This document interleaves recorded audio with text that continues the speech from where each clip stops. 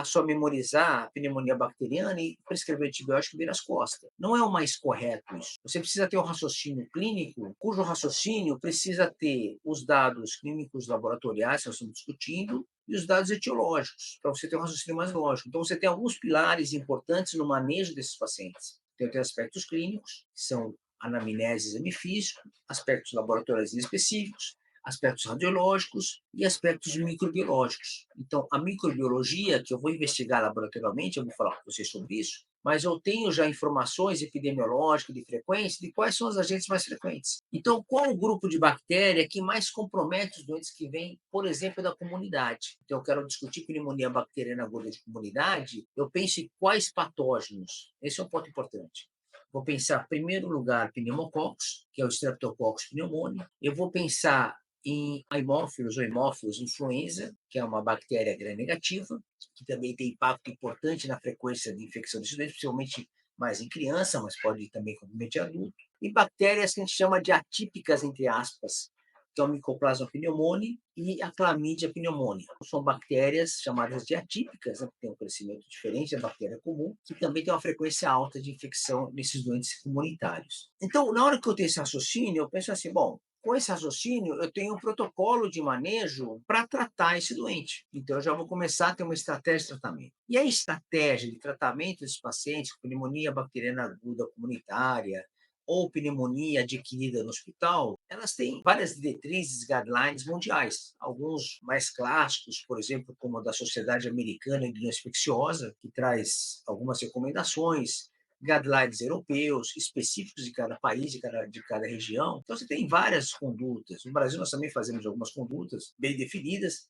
mas o que tem mais de recomendação para as pneumonias bacterianas comunitárias são a utilização de um beta-lactâmico. O que é antibiótico beta-lactâmico? Que tem o anel beta-lactâmico, que são derivados, a maioria derivados da penicilina, e associado ao macrolídeo. Os macrolídeos que nós mais conhecemos são a azitromicina, que é mais conhecida, né? Mas tem a claritromicina, que também está no mercado. Tem a roxitromicina também, que a gente usa menos ainda. Então, você vai ter que utilizar um beta-lactâmico. O beta-lactâmico mais utilizado por estudantes que vêm de pneumonia comunitária é a amoxicilina. Então, ela realmente é um antibiótico que a gente utiliza muito no tratamento desses doentes, principalmente a amoxicilina associada a ácido clavulânico, que é um inibidor de beta-lactamase. Então, eu vou estar usando um beta-lactâmico, que é a amoxicilina, associado a um outro antibiótico que é inibidor de beta-lactamase. Por que a necessidade de usar o inibidor de beta-lactamase? Porque esse inibidor de beta-lactamase, o ácido clavulânico, por exemplo, ele vai conseguir bloquear aquelas cepas que produzem beta-lactamase. Então, ele vai inibir a beta-lactamase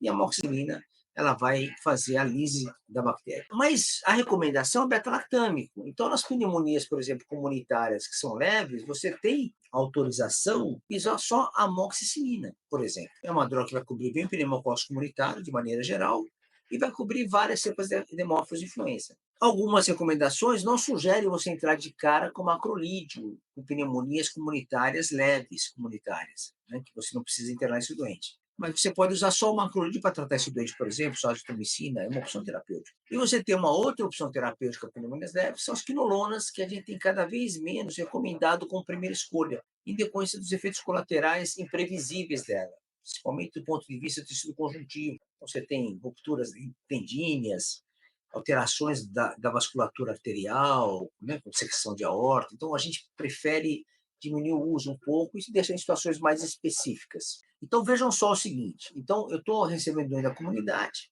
numa pneumonia leve, eu posso usar só um beta-lactâmico, por exemplo, e vou estar tratando bem o meu doente.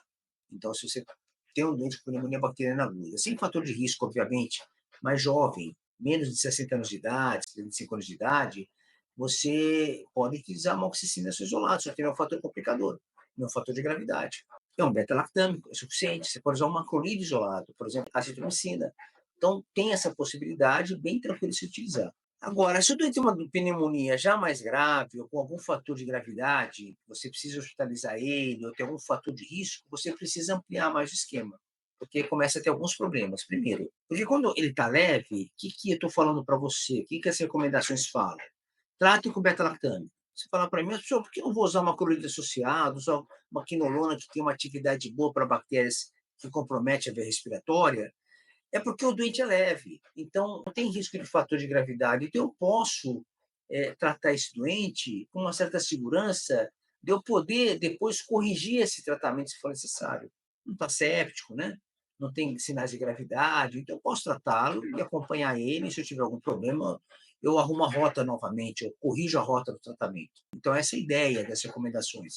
Agora, quando nós temos doentes mais moderados e graves, né, mesmo que ele não precise hospitalizar, às vezes um paciente mais moderado, você precisa pensar na amplitude da sua cobertura. O que é a amplitude da cobertura?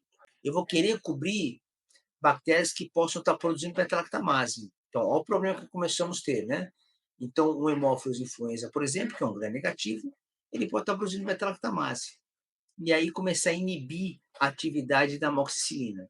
Então, eu começo a usar a amoxicilina associada a suclavulânico, por exemplo. Isso vai melhorar minha cobertura para esse tipo de cepa. Por Streptococcus pneumoniae, pneumococcus não tem muito esse problema. Habitualmente responde bem. Você não tem esse tipo de problema de resistência comunitária. Você vai ter problema com pneumococcus, Streptococcus pneumoniae, quando eu estou lidando com meningite aguda. Aí é outra história.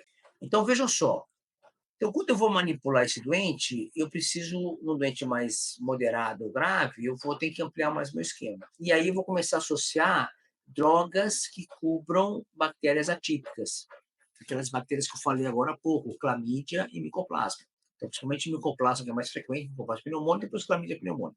Elas duas respondem bem, quer dizer, os macrolídeos são drogas muito efetivas para essas bactérias, a própria quinolona e a doxiciclina, que é um derivado da tetraciclina, que também tem uma eficácia muito boa para esse tipo de agente. A doxiciclina é interessante, que também tem cobertura para gram-positivo, por Streptococcus pneumoniae, mas não é a droga de escolha, mas também tem cobertura. Então, você teria esse painel de antibióticos que cobririam bem bactérias atípicas, entre aspas, que são micoplasma e clamídia. Eu falo entre aspas porque a gente fala bactéria atípica pelas características microbiológicas da bactéria, não pelo comportamento clínico. Então, o comportamento clínico da clamídia e do micoplasma é típico. Eles fazem filtrado intersticial difuso, frequentemente. Às vezes eles fazem coisas mais focais, né?